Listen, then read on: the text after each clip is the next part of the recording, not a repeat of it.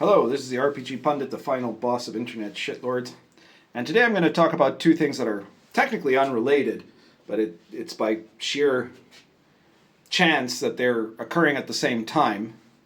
And they do both potentially indicate some important changes going on, I guess, in the hobby, but also in our society. The first one, a lot of people tried to bring to my attention, but I had already seen it first with a very good explicatory video by John Delarose. And it's more up his alley than mine, of course, because it's dealing with the work of fiction writers, but it is tied to gaming because it is to do with Gencon. So some of you might have heard, but many of you perhaps have not. And this is a real surprise to me that, you see, Gencon has had for many years now what they call the Writers' Workshop, which is, I guess, a panel session that happens every Gencon. And apparently they pay people they pay guests to come on there as like guests of honor to appear at this Writers' Workshop. And the idea of it in principle is that if you want to become a sci-fi or fantasy writer, this is supposed to be something that can, you have like industry pros who are going to talk to you about it and help you and deal with themes and whatever. But really, for the last many, many years, this Writers' Workshop has been completely dominated by woke elements. The people that they've been inviting are essentially, people that have very, very little, if any, name recognition. They're all kind of DEI people. They're probably friends of the people that were put in charge of organizing it. And their subject matter is always basically about politics and making sure that you enforce woke concepts and that you, do your writing as an act of revolutionary struggle against mainstream society and regular people and normal people and gamers and traditional sci-fi fans, that you have to subvert all of those things. It's been supported by people who have said things like, well, if you want to really fight racism, you should stop reading books written by straight white men, and things like that.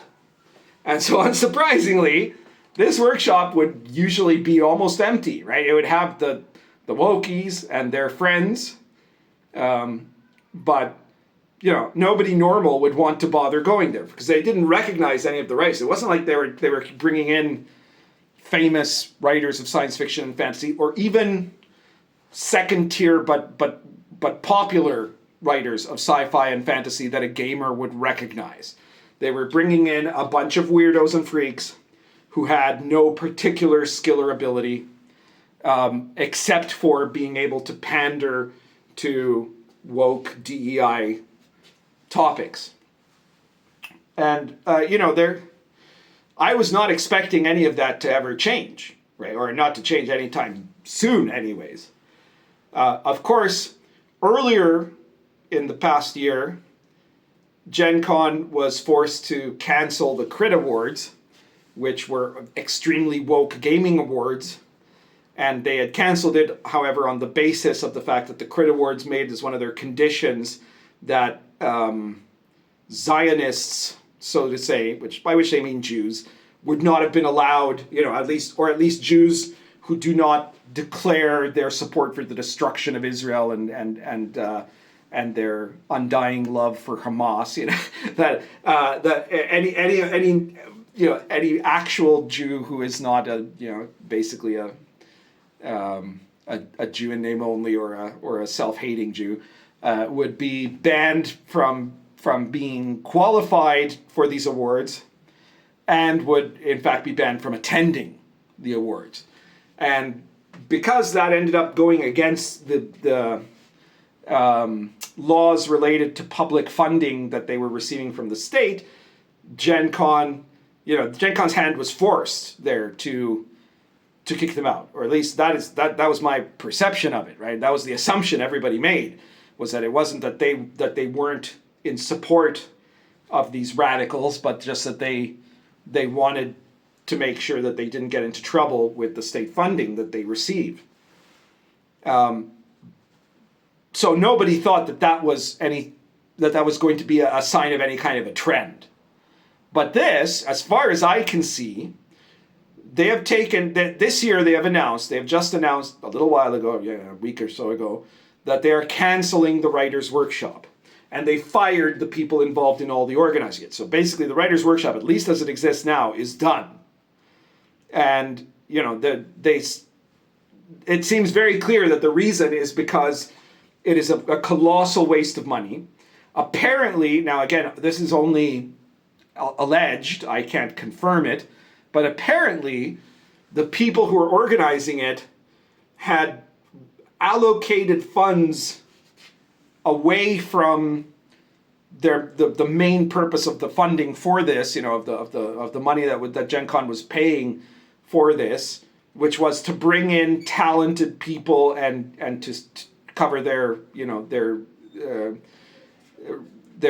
payment for attending and being guests at this workshop, and for their allocation or whatever, hotel bills or what have you.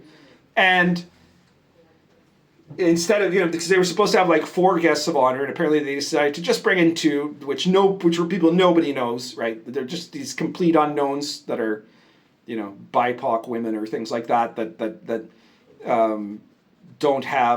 didn't have any particular appeal to any of the Gencon attendees. But they only brought in 2 instead of 4, and then the rest of that money was used for we're not sure what. But the implication is that there was some serious misappropriation going on there. That's what's implied. And I mean, that might have been the straw that broke the camel's back, but it's still a very shocking thing to discover Gencon doing anything that goes against wokeness, right? Like, that is a sign. Like, because that like 3 years ago, there is no way, there was like just no chance in hell. It didn't matter what these people did, they could not get fired, right? And I think that a lot of the people that have had DEI positions, wokeness, that are in, that were sensitivity readers, and people that were brought into HR departments to make sure that, the progressive stack is enforced, right? To make sure not too many white men are being hired, and to make sure that people are being hired on the basis of the color of their skin, and all of these people, right? And all these experts on anti-racism and things like that. They I think they were pretty sure that they had gotten like the ultimate grift, where they would no one would ever be able to get rid of them, right? Because it would just be, the social cost would be too big for any corporation, right? It was a trap. As soon as you start hiring DEI people, you can't unhire anybody, because as soon as you do that, obviously it means you're a fascist, right? According to them. And yet now, it's started to happen in a lot of places, right? In some places, I mean, I know people, I'm not myself some kind of big investor or something like that. I'm not trying to present myself as that, but I know people who are huge investors in things, right? I have a lot of upper class friends, let's say, and I know that there are a lot of corporations that have very quietly at first, especially like this started, the real shift in this, I think, interestingly enough, started in October of last year. Right, and with the protests that happened, and then the failures of Harvard and certain other schools to actually enforce their own rules in terms of anti-Semitic remarks and things like that, and then then there was the plagiarism scandal, and basically a whole kind of perfect storm of stuff showed up that suddenly made it possible to say, you know what? Screw all these guys. And since then, some corporations have kept it very down low, but they've been like just kind of gradually removing these people, not bringing in replacements to try to like get rid of it all without raising a fuss. And then there are some that it's become a bit more vocal, and I think it's becoming more vocal as it goes along. Now, is that the case with Gencon? I can't be 100% sure. Because there is a chance that all of this is only because there was some kind of a personal conflict between like the board of Gencon and the people running the Writers' Workshop, and they just said, screw you, we're firing you, right? But given that, at least in the immediate moment, there's no news about that being replaced and what it's going to be replaced with, that in itself is a kind of a sign, So like, that is a promising sort of development. Now, at the same time that all this has been going on, and look at that, I covered it in like 10 minutes exactly, unbelievable. At the same time that all this has been going on, meanwhile, in Wizards of the Coast, you know that we have been having for a long time now this kind of conflict, and I would see it as like a conflict against the inevitable, really, where a number of people, gamers, some gamers, and obviously a lot of artists, have been really trying to pressure Wizards of the Coast to avoid the use of AI art. And, on that topic, I think I've been very clear in a couple of other cases that I don't have a real opposition to AI art. I think that especially, I mean, I think it's less essential, ironically, to like a huge corporation that can find artists and pay them, and that really the cost of art is not prohibitive if you're a multinational corporation, but especially for small publishers, it can be a huge deal, right? As you all know, Baptism of Fire was published, and a large number of the art in there is AI art that was very carefully and specifically curated. Now, I didn't do this, so my explanation of this might be really bad, actually, because it's my publisher that does it. Remember, I don't publish any of my own games. The publishers publish my games, and I generally let them do what they want to do in terms of the layout and the artwork. I kind of have a little bit of veto power, but for the most part, I say, yeah, if you think this is going to work, go for it. And then when I see the product, I usually feel happy enough with it that I agree, because I usually, I pick my publishers because they're good. And in the case of Baptism of Fire, Mad Scribe Games was having real trouble. Like, in previous stuff like Sword and Caravan and Wilderlands, we're using a lot of historic art, right? Like of like traditional pieces from historic artwork of the culture or the location, but there's very little in terms of like Slavic art from the early medieval that could have possibly been used, there was just very little in general that would be easily gotten. And the cost of making new art and getting people that could know how to make the new art the right way, like to make it like an adequate, at least, representation of what we wanted it to be, was very difficult. So instead, what Chris Miller did is that he curated a selection of styles of art that were based on Slavic artists of the 19th century and previous to that. So all artists that have long since been dead. And, he used that as the model to generate AI artwork for Baptism of Fire, including the absolutely kick-ass cover, which I'm convinced is one of the many reasons. It's not the only reason, but it definitely helped that the cover turned out to be so good in the way it looked. We had originally had an artist do the cover, and his cover was not exactly the same as this, but it was used as the inspiration for the eventual cover that we did, because the piece done by the actual human artist just didn't quite fit the mold of what we wanted, and this looks better. It does. It's an improvement over the human original, and people went nuts over the cover, and that's part of why it has been one of the best-selling OSR games of the year. Right? It spent 8.5 weeks in first place in the OSR category in drive-through. So yeah, be sure to check out Baptism Fire. The artwork is beautiful. The quality of the book is beautiful. So I don't have any objection to the use of AI art. Now, there are other people who certainly do, and they've been really pressuring WotC not to use AI in their D&D products. And WotC, and now here's the problem, right? Like, it would be fine if WotC had said, no, sorry, we are going to use AI art. It's the wave of the future. I'm sorry, fine, right? Because they're open about it, right? That would have cost them some sales. It probably would have, right? But they didn't want to do that. So instead they said, no, of course we're not going to do that. But then they got caught allegedly doing that on multiple occasions. And there's still some people, for example, have been looking at the new player's handbook and some of the artwork there and saying, well, this could be AI, that could be AI, and it's not clear, right? Now, Wizards is owned by Hasbro. And now Hasbro's Chris Cox has just recently made a statement that basically he's all in for AI. He believes that it is the wave of the future, and this is pretty much a sign that it's going to happen. And already, like, Wizards of the Coast policy is not that they are not going to make stuff like art with AI. Their policy is, as of now, that they are not going to make any AI art as the final product of an art of in any D&D book. But what does that mean? It means kind of the opposite of what happened with the cover of Baptism of Fire. In Baptism of Fire, we had started with the cover was drawn by a human person, by an artist.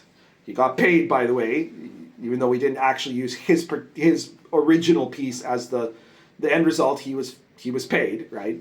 And then the AI was used to alter that to an image that looked just a little bit more right for us, you know. But you can go the other way around with that, right? You could start, and this is in fact maybe much more common, right? It's something that I'm sure that there are a ton of artists doing right now, including some artists that probably as their public face are saying, no, AI art is horrible, it must be stopped at all costs, right? But if AI can touch up your own art, well, you know, like, because some people have trouble with some parts of their artwork, right? You know, like that's one of the things is that very clearly, whether or not the new PHB, the new Player's Handbook, has AI art in it or not, and I'm not saying it does, right? What it very clearly does is has a bunch of really bad artists that have worked on it. And there are certainly some parts that look for absolutely sure like they've just been traced on top of photographs, right? Like usually like stock photo, like the famous image I was talking about in recent videos with like the feast of multicultural ethnic foods of like tacos and sushi and the adventures around it looks absolutely like stock photo of friends after work going to multicultural bar, right? Or something like that, right? Like, and it's just that, but you know, then he painted over with you know, D&D armor and clothing, right? And so it's really pathetic, you know. But it's totally possible that somebody could be like starting with AI and then touching up with some details, right? So if you cleaned up a little bit, alter a few things, suddenly you claim it's your piece. It's not originally AI, but AI has assisted you in creating your artwork, right? And that, from what I understand, from my current understanding of what WotC itself has said, is enough. That's acceptable. You know, that would not count to them as AI art. Hey, we've got a Meatball. Hey, Meatball. You know, Meatball used to be like the only cat around here, and now there's like cats in like every apartment in our plaza here, in our little block. And she's been interacting with them, but mostly in violent ways. She still wants to be the boss here. Anyway. Chris Cox has in turn said that, you know, AI is a wealth of resource and that it should be used in all of this stuff, in everything that they're doing, you know. So essentially, you know, and I think that the problem to me is not that they're saying that. The problem is that they have been saying something else all this time, right? Like, and they knew that this is that it's inevitable that they're going to do this. And instead they just kept kind of playing around with the sentiments of their customer base, right? Because they know some of their customers aren't going to like that, but they also know that it's like it's an inevitability that's going to become a tool that's going to be used, you know. Just like digital art was once controversial and now it's a tool that everybody uses, you know. So they're not going to lose that tool for the sake of a group of people that are especially mostly amateur artists that are afraid that their work will become less sellable because their quality, the quality of their art pieces don't actually match what you can accomplish even now with AI, to say nothing of, you know, the fact that AI has been like improving at a stratospheric rate, right? That in a matter of time, the quality of it is going to be even, you know, like it's going to be 10 times better in a year or two, even than it is now, right? In terms of what you can do with it, in terms of how good it looks.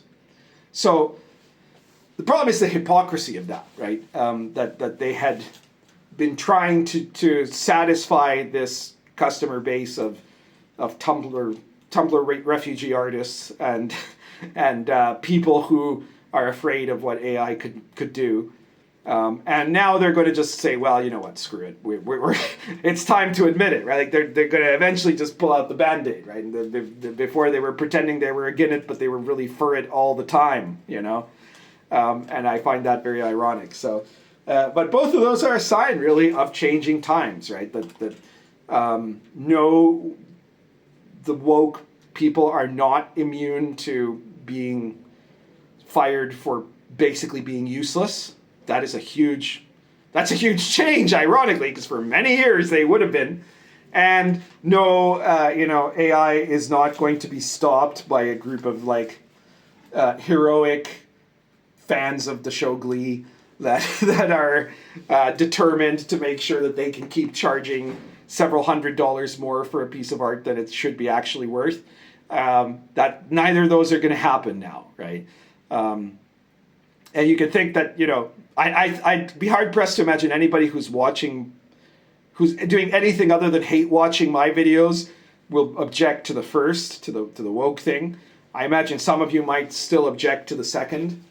But what I would find objectionable is really, again, just that there's that issue of how Wizards kept trying to play both sides and is still doing so to a certain extent. When it's really clear, even their policy right now means that all of their artists might be using AI as part of the process, but as long as they don't just generate something completely by the AI itself and then try to pass that off as them having actually done anything. But if they do so much as a brushstroke, technically that would be allowed already. So that's the reality of what we're dealing with. I don't have much more to comment about this. I'm not going to say that this has broader implications, but it is a pretty significant implication regardless, in terms of what that says for the hobby. What are you doing there, Meepo? She was just scratching herself vigorously. We missed it. I'm sorry, guys. All right. So in any case, that's everything I wanted to comment about today. If you like this video, please hit the like button, share it anywhere that you think it'll be useful. There's some scratching going on. Anywhere you think it'll be interesting to people or that'll piss people off. And please subscribe if you haven't subscribed. And check out my products. Baptism of Fire, one of the best-selling OSR games of the year. It's really amazing. You should definitely check that out. Check out all my other products like Sword and Caravan and World of the Last Sun. I've just been playing World of the Last Sun. I've just finished the session before I filmed this. And you can find the links to all my products in the description below, including the Pundit Files, which is my new periodical series that's available only on the Red Room. And every couple of weeks we come out with a new issue. The latest issue is Talismans and Jinn Magic, which is sort of made for Sword and Caravan. But you can use it in any kind of OSR system because it's like a type of ritual magic that you can use to generate magical talismans in the Persian style. And also there's the rules about summoning, binding, and trapping jinns, all of which comes from real Persian lore and is well worth looking at as to bring some interesting new details into your Magic users game. So be sure to check that out. If not, there are 20 other Pundit Presents issues already. You're bound to find something you like. There's adventures, supplements, source books, random tables, all kinds of stuff. Every single issue of the Pundit Presents, the Pundit Files, it costs only $3.50. So if you can find someone to give you about $3.50, then you will be able to buy an issue of the Pundit Files, and you can get it only at the Red Room store. The link is in the description below. Be sure to check that out. Currently smoking. This is a Lorenzetti Volcano plus Squadron Leader.